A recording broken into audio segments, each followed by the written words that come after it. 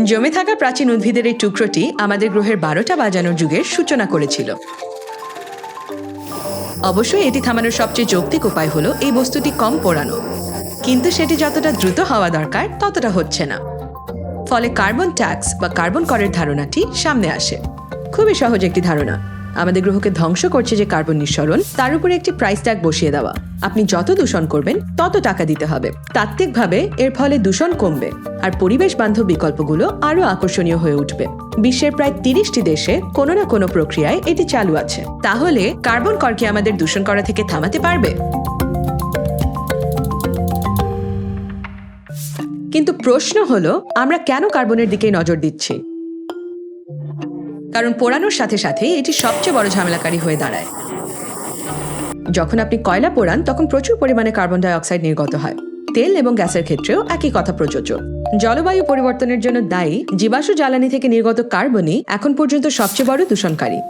এটি সাধারণ বাতাস, আর ঠিক এই কাজটি আমরা এখন আমাদের বায়ুমণ্ডলের সাথে করছি। আর সূর্যের আলোতে এটি অনেক দ্রুত গরম হতে শুরু করে। বায়ুমণ্ডলে অল্প পরিমাণ কার্বন ডাই অক্সাইড থাকাটা আসলে ভালো, কারণ পৃথিবীর পৃষ্ঠ থেকে প্রতিফলিত তাপ শোষণ ও বিকিরণ করতে কার্বন ডাই অক্সাইড খুবই ওস্তাদ। এই কারণেই আমাদের গ্রহটি বসবাসের উপযোগী উষ্ণ থাকে। কিন্তু আমরা এসব নিয়ে একটু বেশিই বাড়াবাড়ি করে ফেলছি। প্রায় প্রতি বছরই আমরা বাতাসে এর পরিমাণ বাড়িয়েই চলছি।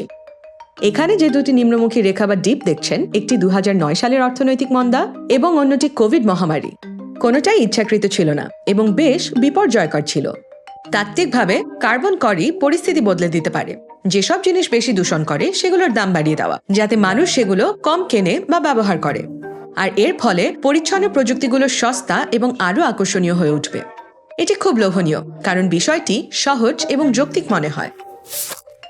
এটি নিঃসরণ কমানোর সবচেয়ে কম খরচের উপায়গুলোকে উৎসাহিত করে।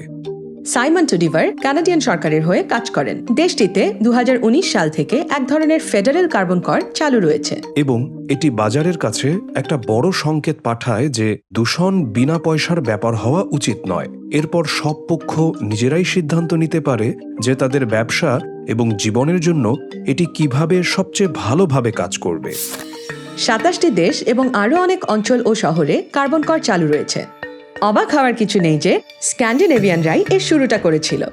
90 দশকের শুরুর দিকে ফিনল্যান্ড, নরওয়ে, সুইডেন এবং পোল্যান্ড প্রথম কার্বন কর চালু করে। এরপর অনেক দেশ এই দলে যোগ দিয়েছে। কিন্তু কার্বন করের বাস্তবতা কিছু অর্থনীতিবিদের চিন্তার চেয়েও জটিল। কার্বন নিঃসরণের উপর কর বসানোর অনেক উপায় আছে। আপনি পুরো অর্থনীতির উপর কর বসাতে পারেন, অথবা নির্দিষ্ট কোনো খাতের উপর। কিছু কর শুধু নির্দিষ্ট আকারের কোম্পানিগুলোর উপর আরোপ করা হয়।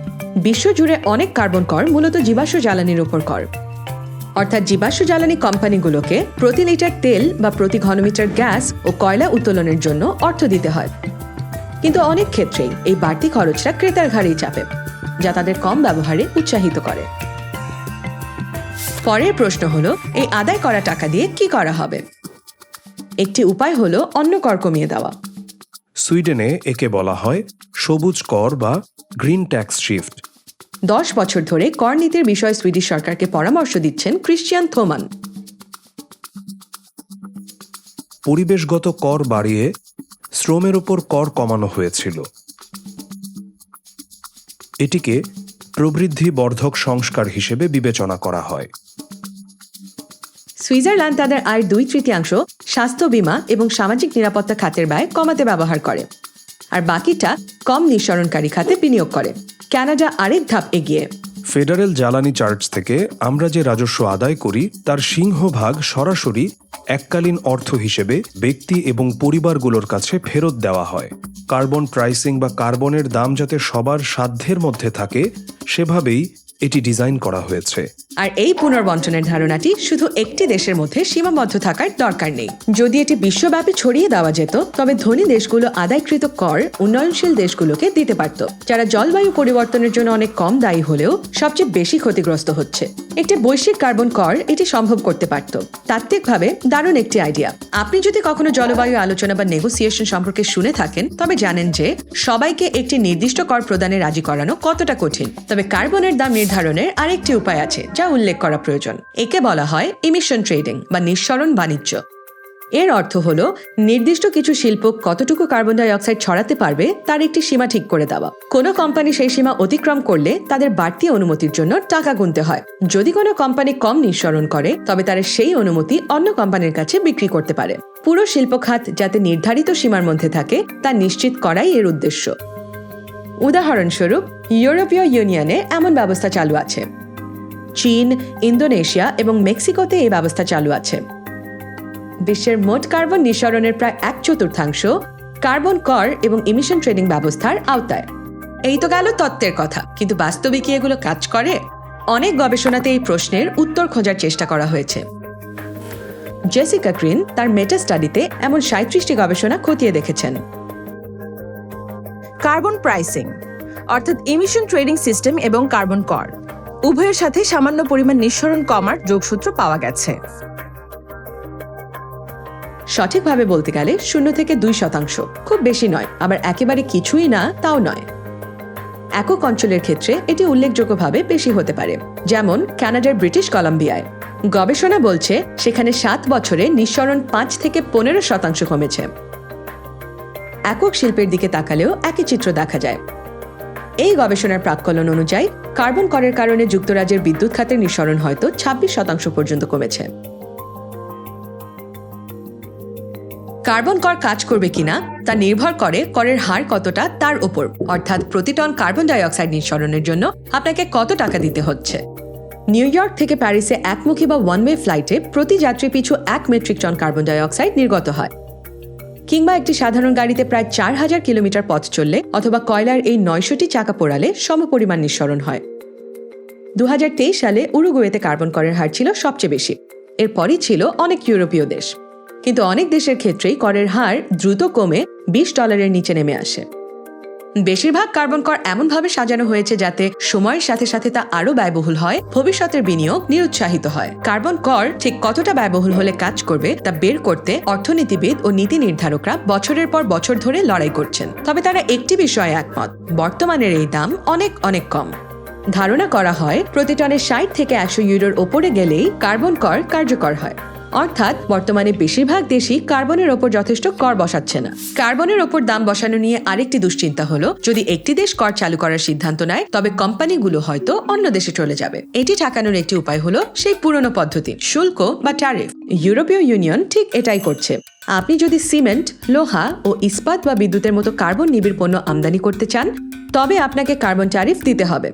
এই ধারণাটিকে আরও সম্প্রসারিত করার প্রস্তাবও আছে। যেসব দেশ কার্বনের দাম নির্ধারণের কর বা ইমিশন ট্রেডিং কোনো একটি পদ্ধতি চালু করেছে, বাণিজ্যে বাড়তি সুবিধার জন্য তারা সবাই একটি গ্রুপ তৈরি করতে পারে। এই ক্লাইমেট ক্লাবগুলো অন্য দেশগুলোকে যোগ দিতে এবং নিঃসরণের ওপর দাম বসাতে উৎসাহিত করতে পারে। তাই মূলত এখানে একটি সুযোগ আছে, আপনি একই সাথে পুরস্কার এবং শাস্তি উভয়ের ব্যবস্থাই রাখছেন। তবে সবচেয়ে বড় বাধা হলো রাজনৈতিক বিরোধিতা।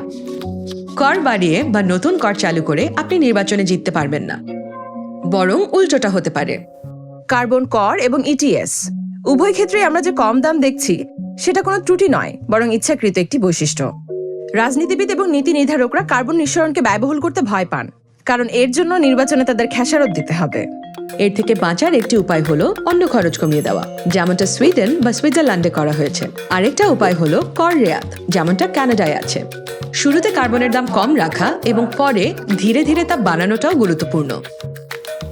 তারপরেও কার্বন কর অত্যন্ত বিতর্কিত হতে পারে, যেমনটা কানাডায় দেখা গেছে। তবুও ইন্দোনেশিয়া, মরক্কো এবং সেনেগালের মতো দেশগুলো কার্বন কর চালু করার পরিকল্পনা করছে বা বিবেচনা করছে। ব্রাজিল, মালয়েশিয়া, ভিয়েতনাম, নাইজেরিয়া এবং অন্যান্য দেশ ইমিশন ট্রেডিং সিস্টেম নিয়ে একই কাজ করছে। সামগ্রিকভাবে কার্বন প্রসেসিং এর আওতাভুক্ত নিঃসরণের অংশ ধীরে ধীরে বাড়ছে। যদি আপনি একটি উন্নয়নশীল দেশের কথা বলেন তবে হয়তো একটি জাতীয় কার্বন কর দেশটির উন্নয়নে সাহায্য করবে। এটি বাস্তবায়ন করা ইমিশন ট্রেডিং সিস্টেমের মতো অতটা কঠিন নয়। আর যদি উন্নত দেশের কথা বলেন তবে আমার মনে হয় তাদের জন্য ইমিশন ট্রেডিং সিস্টেম বেশি আকর্ষণীয় হতে পারে। প্রশ্ন হলো, কার্বন কর বা ট্রেডিং সিস্টেম চালু করতে গিয়ে যে রাজনৈতিক লড়াই এবং আমলাতান্ত্রিক ঝামেলার মধ্যে দিয়ে যেতে হয় তা কি আসলে লাভজনক? এটি অনেকটাই নির্ভর করে দেশটির ওপর, আর এ বিষয়ে ভিন্ন মত রয়েছে। কখনো কখনো সেই রাজনৈতিক ও যোগাযোগের চ্যালেঞ্জগুলো খুব কঠিন মনে হতে পারে। তবে আমি মনে করি কানাডায় দেখা গেছে আমরা একটি কার্যকর এবং সচল ব্যবস্থা বাস্তবায়ন করতে সক্ষম। আমি মনে করি আমরা যদি জলবায়ু সংকটের বিরুদ্ধে লড়াইয়ে সময় এবং সম্পদ উৎসর্গ করি, তবে তা সরাসরি সরকারি হস্তক্ষেপের মাধ্যমে করা উচিত, যেমন প্রযুক্তির মানদণ্ড, ভর্তুকি, প্রণোদনা এবং সবুজ শিল্পনীতির মাধ্যমে, যা ইউরোপে ক্রমশ বাড়তে দেখছি। সবকিছু বিবেচনা করার পরেও যদি কোনো দেশ কার্বন কর চালু করার সিদ্ধান্ত নেয়, তবে কয়েকটি বিষয় মাথায় রাখতে হবে। সামগ্রিক কার্বন করের হার বর্তমানের চেয়ে বাড়াতে হবে। এর প্রভাবে যেন নিম্ন আয়ের পরিবারগুলো ক্ষতিগ্রস্ত না হয় তা নিশ্চিত করতে হবে। নাগরিকদের কাছে এটিকে গ্রহণযোগ্য করার উপায় খুঁজতে হবে। রিবেট বা অন্য কোনো কর ছাড়ের মাধ্যমে হতে পারে। যেসব শিল্প সহজে বিদেশে স্থানান্তর করা যায় না এবং আন্তর্জাতিক প্রতিযোগিতার মুখে খুব একটা পড়ে না, যেমন পরিবহন খাত, সেগুলোকে প্রথমে লক্ষ্যবস্তু করা সহজ। কার্বন কর শুনতে যতটা সহজ ও কার্যকর মনে হয়, বাস্তবে তা মোটেও ততটা সহজ নয় এবং এটি উপকারের চেয়ে ঝামেলাই বেশি বাড়াতে পারে। এটি একা এই সমস্যার সমাধান করবে না, তবে দূষণের উপর দাম বসানো সঠিক পদক্ষেপ।